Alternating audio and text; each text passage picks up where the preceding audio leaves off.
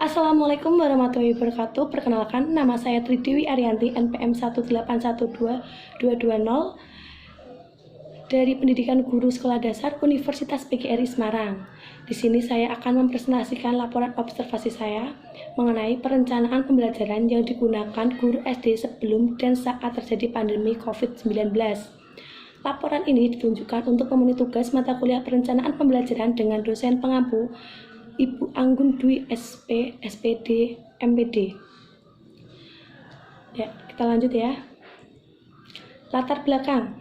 Perencanaan pembelajaran adalah suatu kegiatan yang dirancang dalam hubungan dengan proses belajar mengajar atau pembelajaran untuk mengembangkan, evaluasi, dan pemeliharaan situasi dengan fasilitas pendidikan guna menciptakan tujuan pembelajaran. Hal ini sangat bermanfaat untuk proses pembelajaran. Harus terjadi kerjasama yang baik antara siswa dan guru. Guru sebagai fasilitator dalam proses keberhasilan pembelajaran harus bisa menciptakan pembelajaran yang menyenangkan bagi peserta didik. Pada anak usia sekolah dasar, anak cenderung lebih tertarik pada pembelajaran yang melibatkan mereka secara langsung, karena mereka akan lebih paham dan mengerti dengan pembelajaran yang konkret. Guru menjadi faktor penentu manakala siswa sudah tidak mulai tertarik dengan pembelajaran. Itu sebabnya sebagai guru yang profesional harus bisa mengondisikan semua aspek pembelajaran menjadi satu kesatuan yang utuh, baik dari aspek persiapan guru seperti materi pembelajaran daripada aspek teknis di sekolahan. Observasi di guru kelas 3 SDN Ngepung Rejo 01 Kabupaten Pati ini dilaksanakan untuk mengetahui bahwa guru melakukan pengajaran di dalam kelas dan di luar kelas saat sebelum dan saat terjadi masa pandemi terjadi pada pandemi COVID-19 dengan menggunakan sebuah rencana pelaksanaan pembelajaran, sehingga dalam proses pembelajaran guru mempunyai acuan yang sesuai dengan tujuan pembelajaran yang akan dicapai. Selanjutnya, rumusan masalah. Rumusan masalahnya, bagaimana perencanaan pembelajaran yang digunakan guru SD sebelum dan saat terjadi pandemi COVID-19. Untuk tujuannya sendiri, untuk mengetahui hasil observasi perencanaan pembelajaran yang digunakan guru SD sebelum dan saat terjadi pandemi COVID-19. Manfaat, sebagai masukan dalam mengelola dan meningkatkan kedisiplinan belajar serta dalam proses pembelajaran yang sesuai dengan rencana pelaksanaan pembelajaran agar pembelajaran yang diharapkan dapat tercapai dengan baik, serta guru dapat menciptakan pembelajaran yang menarik dan interaktif dengan kondisi sebelum dan saat terjadi pandemi COVID-19 seperti saat ini. Instrumen yang saya gunakan, saya mengobservasi perilaku guru yang diobservasi adalah 1. Menyampaikan apresiasi saat pembelajaran, memotivasi atau membangkitkan minat siswa, menyampaikan tujuan pembelajaran, meningkatkan keterlibatan siswa melalui pengalaman belajar langsung terhadap objek yang dipelajari, terampil dalam melakukan percobaan yang menggunakan media atau alat peraga, mengajukan pertanyaan kepada siswa, memberikan pujian atau penghargaan kepada siswa yang menjawab pertanyaan dengan tepat, memberikan kesempatan siswa untuk bertanya, berperan sebagai fasilitator, menyiapkan sarana pembelajaran, menggunakan media atau alat peraga, membimbing siswa menyimpulkan materi, memberikan waktu menyelesaikan tugas, memantau kesulitan belajar siswa, dan menggunakan bahasa yang baik dan benar saat menyampaikan materi atau mengajar. Ya. Selanjutnya, laporan perencanaan pembelajaran yang digunakan guru SD sebelum dan saat terjadi pandemi COVID-19. Waktu dan tempat kegiatan wawancara, hari atau tanggal Kamis 21 Mei 2020. Pukul 16.00 waktu Indonesia Barat. Tempat rumah Ibu Endang, Desa Payang RT 3 RW 1 Kecamatan Kabupaten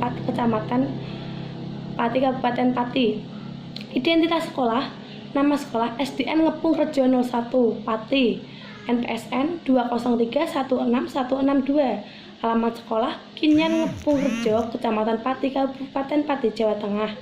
Akreditas A.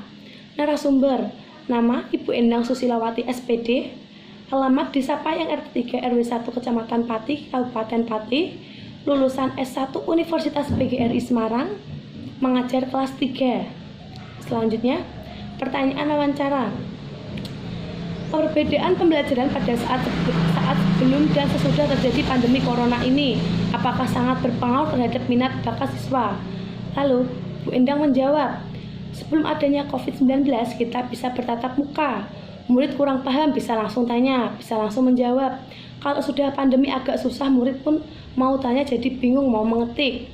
Saya pun juga bingung mau menjawab. Memang komunikasinya terbatas seperti itu, jadi mau video call terbatas di kuota juga. Anak-anak kadang terbatas itu pada kuota, kadang itu saya di WA, Bu maaf kemarin belum bisa mengumpulkan tugas karena kuota saya habis. Masa saya memaksa kehendak saya, kan ya tidak bisa. Jadi ya sejalannya aja, sebelum dan sesudah pandemi pasti berbeda. Sebelumnya kita bisa maksimalkan mau bermain di kelas maupun apapun, oke, nanti kita bisa hajar. Setelah adanya pandemi tetap terganggu. Dari jam pembelajaran pun sudah tidak seperti biasanya. Materi sudah bisa tersampaikan minimal 70%. Sekarang 60% itu sudah sangat bagus. Itu kata beliau. Selanjutnya, bagaimana cara Ibu untuk menyikapi RPP yang sudah dibuat jauh-jauh hari pada saat pandemi corona berlangsung seperti saat ini? Nah, Bu Endang menyampaikan, langkah-langkah pembelajaran dalam situasi tatap muka biasanya mengikuti tahapan-tahapan tertentu dalam skema ranah kognitif C1 sampai C6.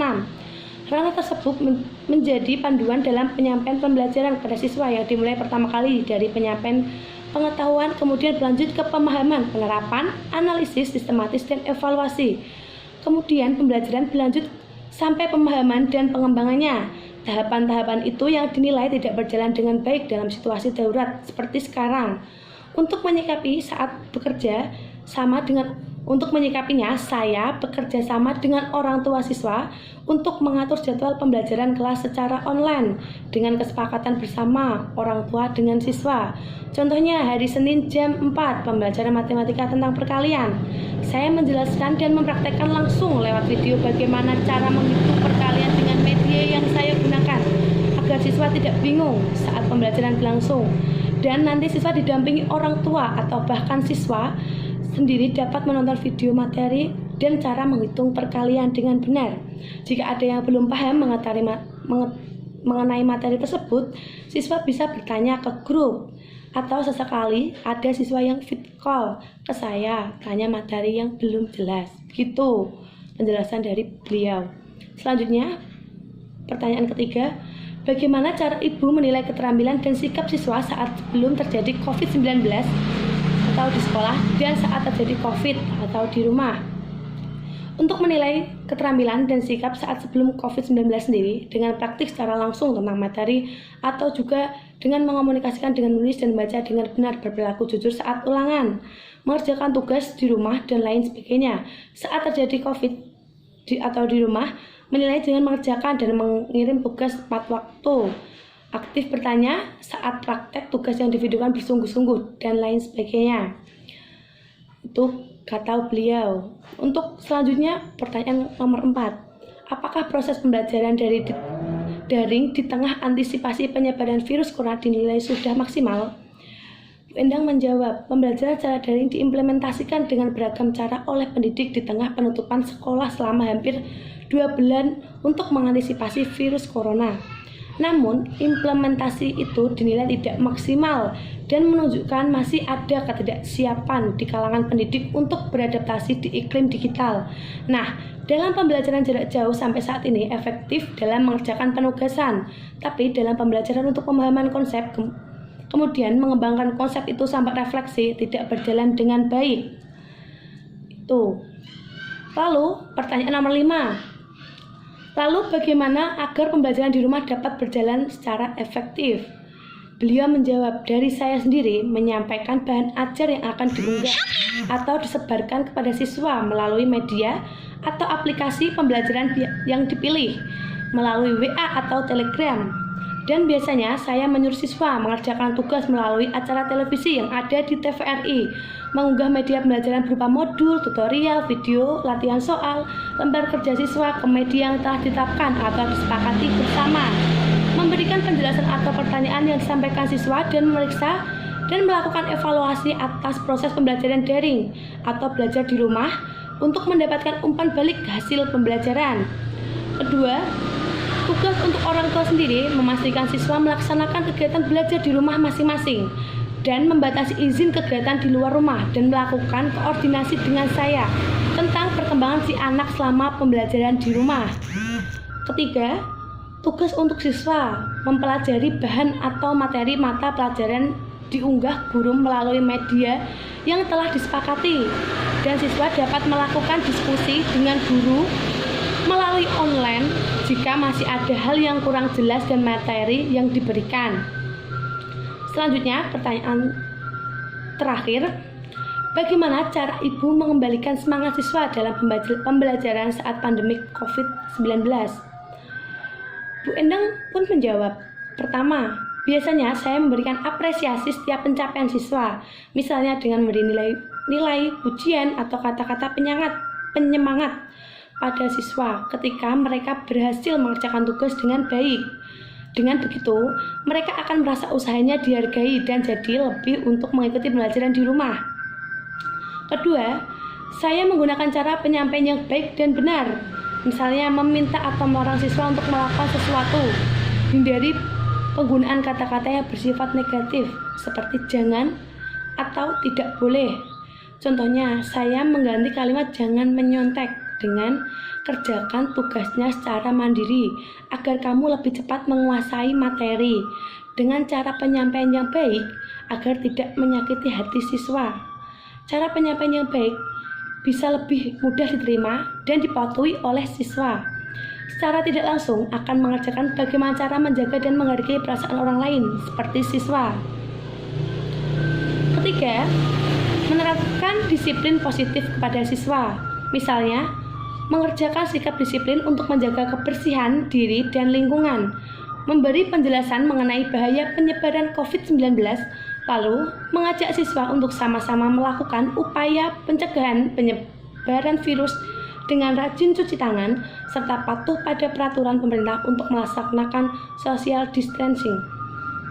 Lalu terakhir, membangun sikap tolong-menolong. Sikap saling tolong-menolong tidak dapat muncul begitu saja, melainkan harus dibangun dengan cara mengajarkan dan mempraktekannya di lingkungan sekitar. Di situ sekarang ini saya mengajak para siswa untuk melakukan donasi yang ditunjukkan bagi masyarakat kurang mampu yang berdampak COVID-19.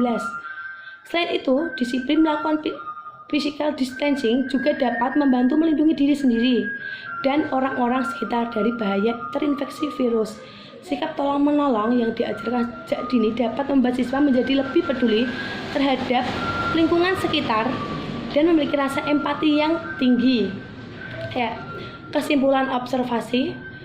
Setelah melakukan observasi kepada guru kelas 3 Ibu Endang Susilowati SPD, SD Negeri Ngepung Rejo 01 Kabupaten Pati, di sini saya dapat menarik kesimpulan bahwa perencanaan pembelajaran yang digunakan guru SD sebelum dan saat terjadi pandemi COVID pada tahun tertentu dalam skema ranah kognitif C1 sampai C6, ranah tersebut menjadi paduan dalam penyampaian pembelajaran kepada siswa yang dimulai pertama kali dari penyampaian pengetahuan, kemudian berlanjut ke pemahaman, penerapan analisis, sintesis, dan evaluasi. Dalam pembelajaran tatap muka akan ada penyampaian konsep pembelajaran dan tujuan terlebih dahulu.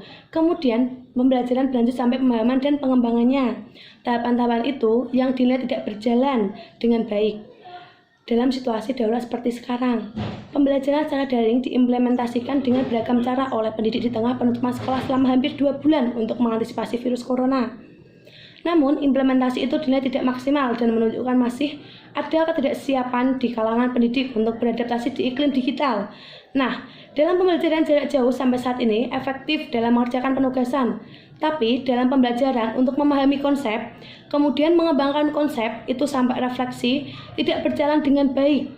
Pembelajaran daring pada masa pandemi itu tentu tidak dapat berjalan dengan lancar, dan siswa akibat social distancing masih belum dapat dicari jalan keluar secara efektifnya.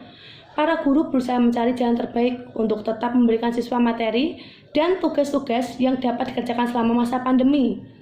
Sehingga meskipun terjadi keterbatasan komunikasi, proses pembelajaran tetap berlanjut dan program pemerintahan tersebut dapat dilakukan secara baik oleh guru dan siswa. Saran, dalam suatu proses pembelajaran yang perlu diperhatikan oleh guru adalah kesesuaian proses. pembelajaran dengan rencana pelaksanaan pembelajaran yang sudah disusun mengingat kondisi yang saat ini. Guru harus lebih efektif untuk membuat siswa mandiri dan memecahkan sesuatu permasalahan dalam proses pembelajaran juga sangat ditekankan agar siswa tidak mudah menyerah dalam mengikuti pembelajaran saat pandemi COVID-19 seperti saat ini, dan guru sebaiknya tidak terlalu membebankan banyak tugas ke siswa agar siswa tidak merasa jenuh di rumah dan bosan. Nah, sekian presentasi observasi dari saya. Mohon maaf jika dalam menyampaikan kata ada yang salah. Wassalamualaikum warahmatullahi wabarakatuh.